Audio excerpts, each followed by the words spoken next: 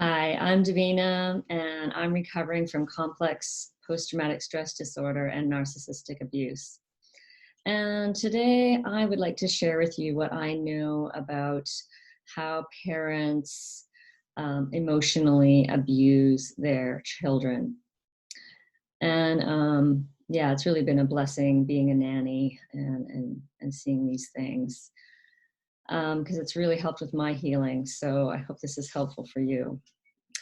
Um, One thing is name calling, and a narcissistic parent will call you names. I've heard, you're a grumpy Gus. The child is in emotional pain or is frustrated or irritated, especially in their toddler years. Oh, you're being a grumpy Gus, or hey, little Miss Crabby Pants. Um, Narcissistic parents will also make comments on, again, if child is having a big emotions or emotions that they don't understand, they'll say, "Oh, he's just being crazy," or "He's being such a suck."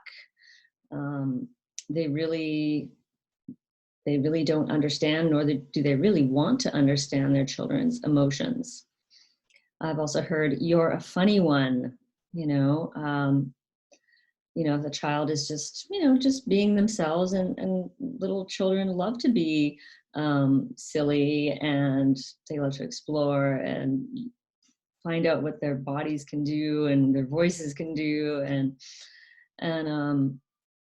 yeah, it's part of the beauty of young children.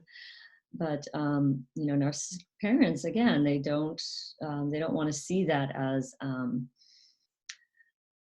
you know they don't, instead of saying, "Oh wow, how creative of you," or "Wow, you're so spontaneous," they'll just say, "Oh, you're a funny one." These name calling tactics really put a child down. They say, "Your feelings are wrong, um, you're being ridiculous." They you know like, telling someone they're grumpy is not, that's not helping a child to understand their feelings. "Oh, it seems you're annoyed about this." That helps a child to regulate. But narcissistic parents do not know how to do this, nor do they really want to. So that's the first one, is name calling, and I'm sure you could add many to that list. um, they also will, make strange comments on your mood. They may simplify a child's mood. So instead of, the whole range of emotions, helping the child understand that they can be, frustrated and irritated and joyful and excited, and, the whole large range of emotions, they'll kind of simplify it into, like, maybe cheerful and grumpy, or you're sad or you're happy. They really make it kind of, they really kind of just categorize their child, almost labeling their child as this feeling, rather than letting the child know that they're having a feeling. For example, "You should be more cheerful after your long nap," or you can't be hungry, you just ate an hour ago." Um, yeah, I have a few more here. Um,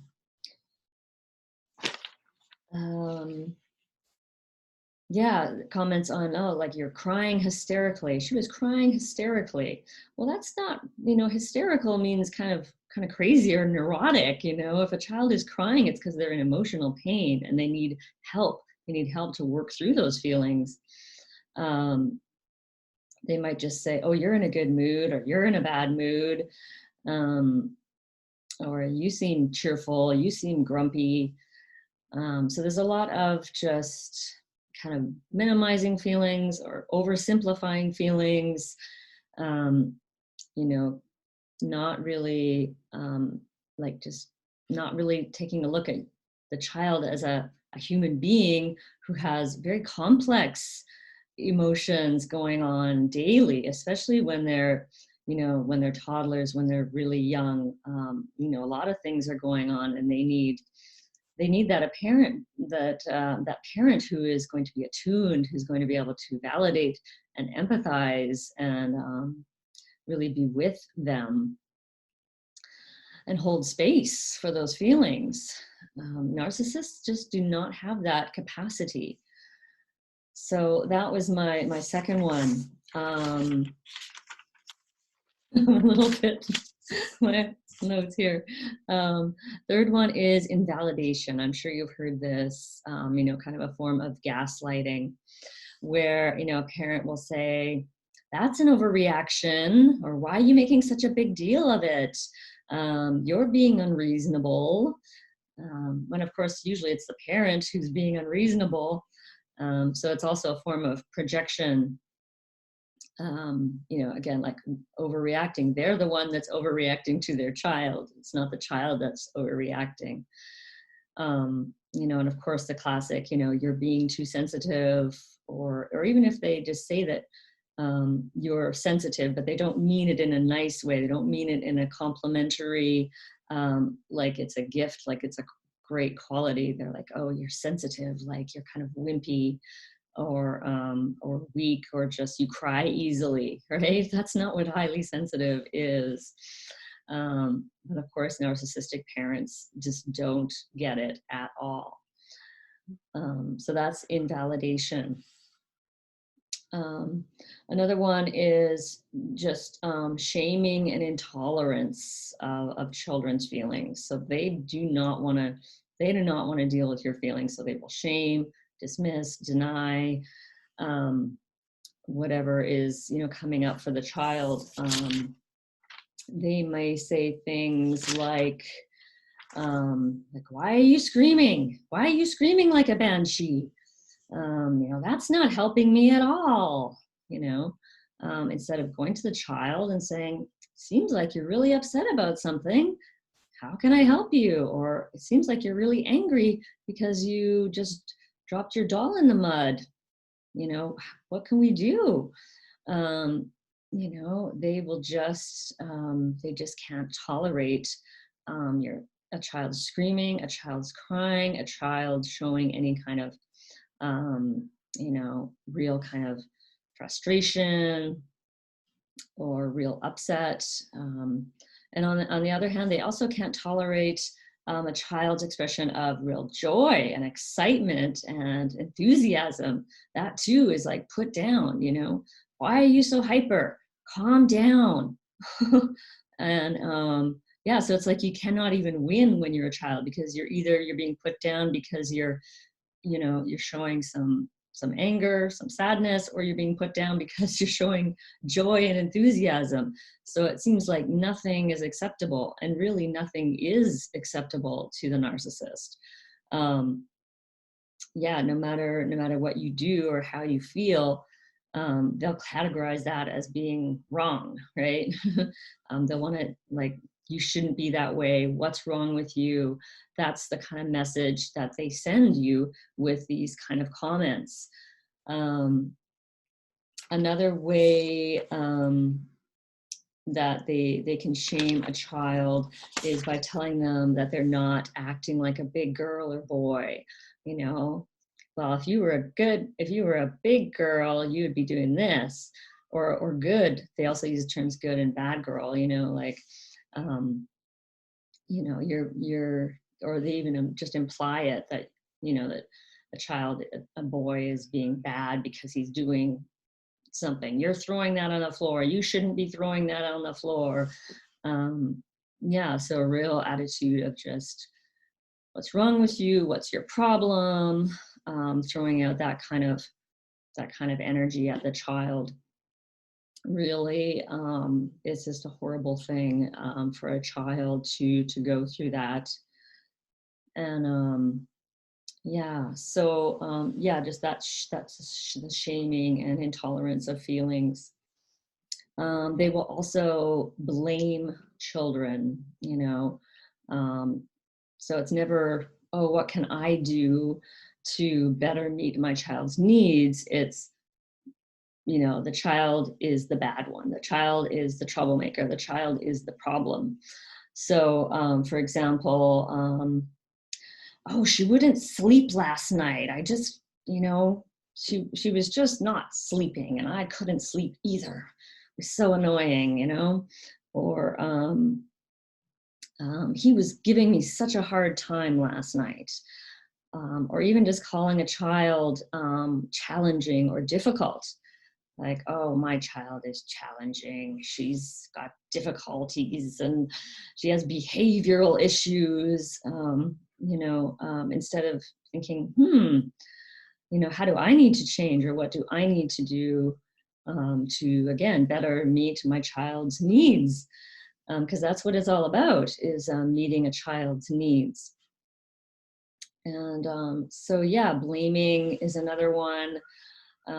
They also, might make fun of, another thing they do is they make fun of a child's preferences or likes and dislikes. For example, I don't understand why she likes that hideous toy, or I don't know why he doesn't climb up the other side of the little thing he's climbing. I don't know why she's so obsessed with her music, or even calling children like a cracker addict, or oh, she's such a snob, kind of a more name calling thing. So yeah, really just putting down a child's interests, abilities, yeah, telling them again that what they like, what they're interested in, what they're passionate about is wrong, or not acceptable. Yeah, sends, of course, a terrible message to the child, a very shaming message of, I'm wrong, I'm doing it wrong, I don't even like the right things. Yeah, it's horribly detrimental to a child's development and authenticity, right?